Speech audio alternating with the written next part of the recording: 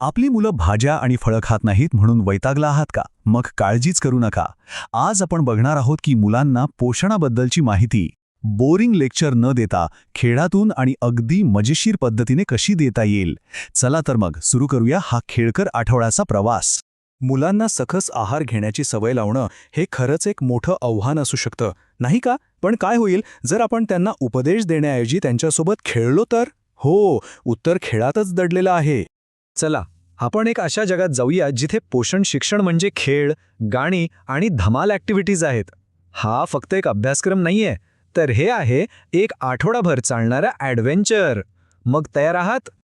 आपल्या आठवड्याची सुरुवात होते एका अगदी सोप्या प्रश्नाने, आपल्याला जेवायची गरज का असते?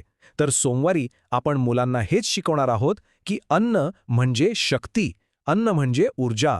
हे बघा, धावणे आणि दमणे या खेळातून मुलांना आपोआपच कळतं की खेळल्यावर भूक लागते, आणि जेव्हा डबा पूर्ण संपवल्यावर एक स्टार मिळतो ना, तेव्हा तो त्यांना खूप प्रोत्साहन देतो. इतकंच नाही तर माती काम करताना, चपाती लाडू बनवताना त्यांना नकळतपणे अन्नाच्या आकारांची ओळख होते. आता मुलांना समजावण्याचा किती सोपा आणि मस्त मार्ग आहे हा. जसे गाडी पेट्रोलवर चालते तसंच आपलं शरीर अन्नावर चालतं. हे उदाहरण मुलं आयुष्यात कधीच विसरणार नाहीत, खरंय ना? बरं, आता मंगळवारी आपण मुलांना अन्न नक्की कुठून येतं याबद्दल सांगणार आहोत. त्यांच्या ताटातलं जेवण येतं तरी कुठून हे जाणून घेण्यासाठी ते नक्कीच खूप उत्सुक असतील.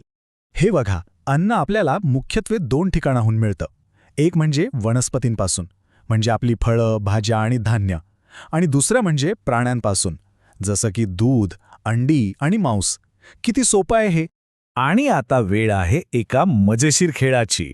विचार करा, गाईच्या चित्राला दुधाशी आणि झाडाच्या चित्राला फळाशी जोडताना मुलांना किती मजा येईल, नाही का? खेळातून शिकण्याचा हाच तर उत्तम मार्ग आहे. बुधवारी आपण मुलांच्या एकदम आवडीच्या विषयावर बोलणार आहोत. चांगलं अन्न विरुद्ध जंक फूड. म्हणजे काय खाल्ल्याने आपण सुपर हिरो बनतो आणि काय खाल्ल्याने आजारी पडतो. चला त्यांना हे शिकूया. हे बघा, दूध, फळं आणि घरचं ताजं जेवण आपल्याला ताकद देतं. तर दुसरीकडे चिप्स आणि कोल्ड्रिंक्समुळं पोट दुखतं आणि दातही किडतात. हा फरक मुलांना समजवणं खूप खूप महत्त्वाचं आहे. आणि मग येते ती शपथ. जेव्हा मुलं स्वतःहून ठरवतात की ते निरोगी खाणार आहेत, तेव्हा त्याचा परिणाम खूपच मोठा असतो. ही एक प्रकारे स्वतःला दिलेली कमिटमेंट आहे. आता आठवड्याच्या शेवटी म्हणजे गुरुवार आणि शुक्रवारी आपण अन्नाची चव आणि जेवणाच्या चांगल्या सवयींबद्दल बोलणार आहोत. जरा कल्पना करा, डोळे बंद करून वेगवेगळ्या चवी ओळखण्याचा खेळ.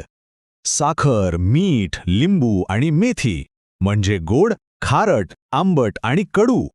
हा अनुभव मुलं नक्कीच विसरणार नाहीत. किती धमाल येईल ना? शुक्रवारी आपण जेवणाचे शिष्टाचार शिकतो. जेवणापूर्वी हात धुणं, अन्न वाया न घालवणं यासारख्या सवयी केवळ स्वच्छतेसाठीच नाही, तर अन्नाचा आदर करण्यासाठी खूप महत्त्वाचे आहेत.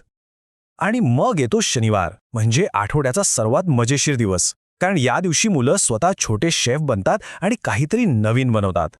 विस्तव न पेटवता स्वयंपाक या अगदी सुरक्षित कृतीतून मुलं मोड आलेल्या कडधान्यांची भेळ किंवा फ्रूट सॅलड बनवतात. आणि स्वतः बनवलेला पदार्थ खाण्याचा आनंद आणि त्यातून मिळणारा आत्मविश्वास, तो तर काहीतरी वेगळाच असतो.